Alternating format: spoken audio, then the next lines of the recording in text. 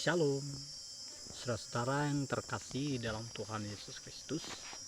Pada kesempatan ini kita akan belajar tentang kebenaran firman Tuhan yang terdapat di dalam Roma pasal 1 ayat 16 dan 17.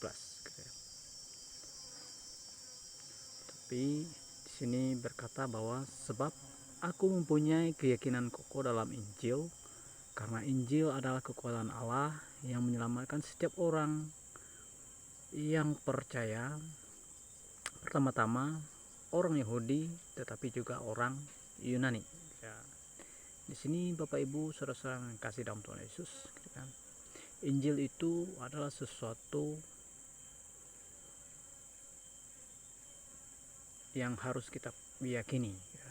Karena melalui Injil kita tahu bahwa berita keselamatan itu terdapat di dalam Injil tentang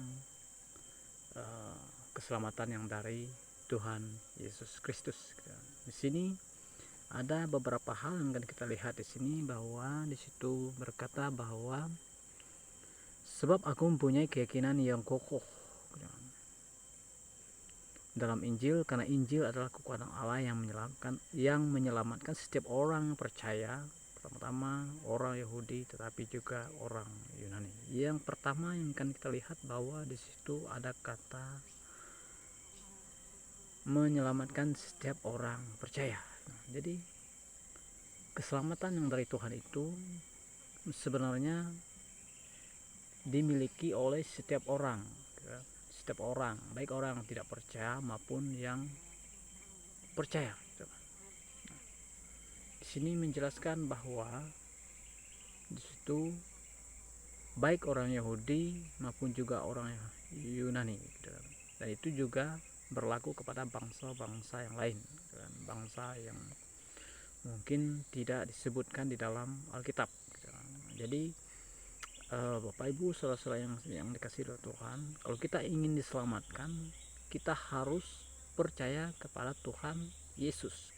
Tuhan Yesus itu adalah sumber keselamatan yang pasti. Keselamatan itu harus dimiliki oleh setiap orang. Setiap orang yang mau percaya kepada Tuhan. Artinya keselamatan itu berlaku kepada bangsa yang tidak mengenal Tuhan. Jadi jika kita percaya Tuhan Yesus, maka kita akan diselamatkan, karena di dalam Injil itu tertuang bahwa keselamatan itu hanya ada di dalam Yesus.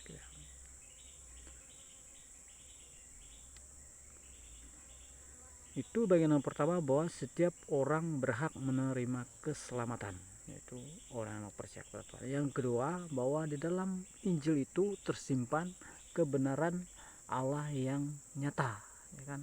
Nah, jadi seperti apa sih kebenaran Allah yang nyata itu? Kebenaran Allah itu lewat iman kita, gitu kan? Berawal dari iman.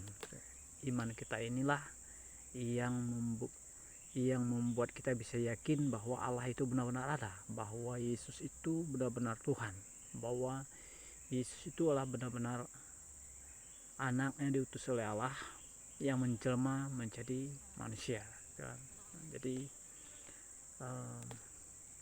jika orang tidak mau percaya, dia mungkin akan meragukan, tetapi ketika dia sudah percaya betul-betul pada Tuhan, maka dia tidak sama sekali meragukan Tuhan itu, atau Yesus itu.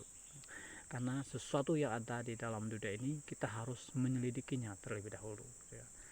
Apakah dia benar atau tidak, apakah dia itu nyata atau tidak, itu harus kita selidiki supaya kita betul-betul tahu bahwa di dalam sebuah kitab itu kebenarannya seperti apa. Kita harus menyelidikinya lebih dalam. Terus bahwa kenapa tersimpan kebenaran Allah yang nyata, karena lewat kebenaran itulah yang bisa memimpin kita kepada iman yang sesungguhnya. Ketika kita beriman kepada Tuhan, saya percaya bahwa kita akan memiliki pimpinan yang betul-betul daripada Tuhan, betul-betul daripada Yesus gitu. Karena di dalam diri Yesus itu adalah salah satu pribadi yang bisa kita percaya gitu kan. Karena lewat firman-Nya dia sudah nyatakan, lewat kelahirannya, lewat kebangkitannya, lewat